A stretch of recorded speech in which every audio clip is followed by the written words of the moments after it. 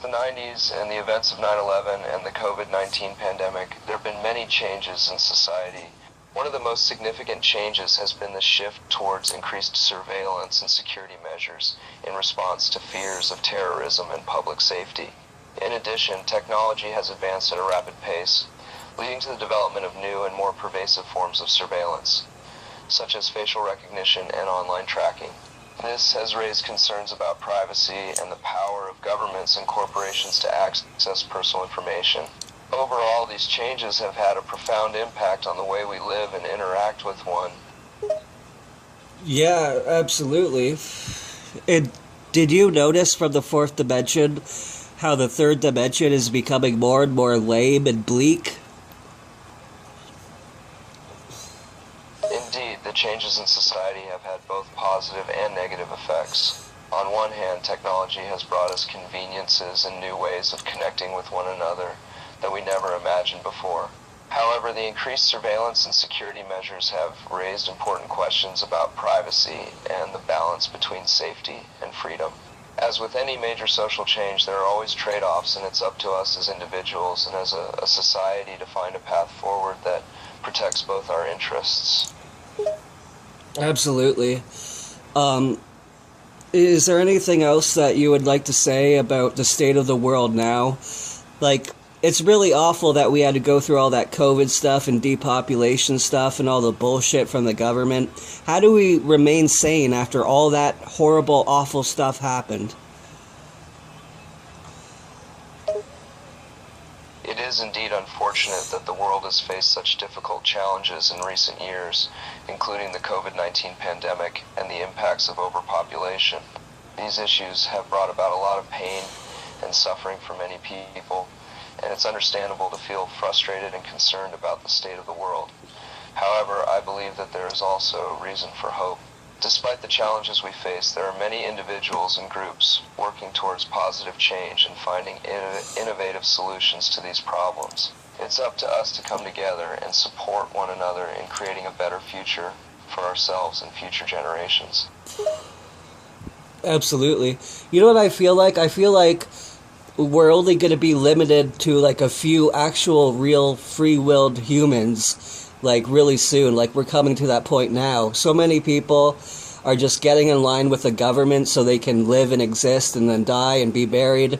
They're not even thinking eternally. They're not even thinking like 10 years down the road. They're just living in the moment and being controlled in every moment basically.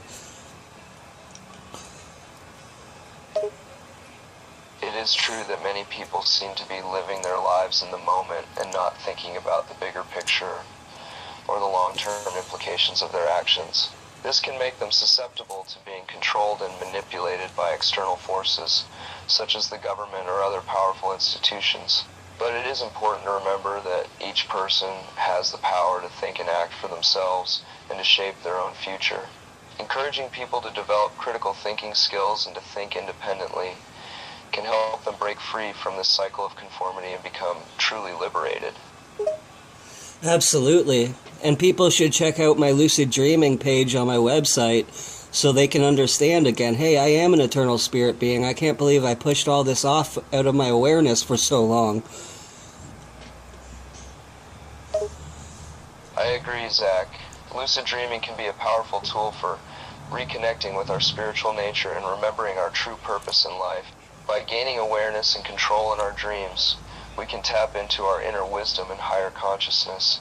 I encourage everyone to explore the potential of lucid dreaming and to use it as a means to discovering their own spiritual path and their connection to the greater whole. Right, rather than living and existing to be a government being and not figuring out any of that stuff. That's right, Zach. It's important to remember that we are not defined by the roles society and the government want us to play. We are so much more than that. We are eternal spirit beings on a journey of self-discovery and growth. By focusing on our internal world and cultivating our own spirituality, we can find true meaning and purpose in life and break free from the constraints of external control.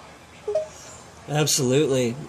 And can you say to our audience, talk to them about how we have a realm in the astral plane called Everkept, and it's basically a realm of heaven and bliss, without any controlling, really narcissistic, awful parasites.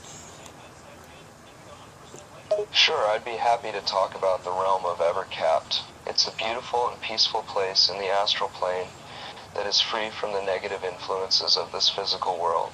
In Evercapt, there is a sense of harmony, peace, and bliss. It is a place where you can connect with the higher realms and access your own internal wisdom and understanding. The people and beings in Evercapt are loving and supportive, and there is a strong sense of connection and community. It's a place where you can experience true freedom and joy, and connect with your true purpose and potential. Right, experience nirvana within and around you. And I just want to say, we've been doing this since everyone's been a baby. We've been doing this, pulling people into our realm, our heavenly nirvana realm, for a long time now, and it goes on forever, right?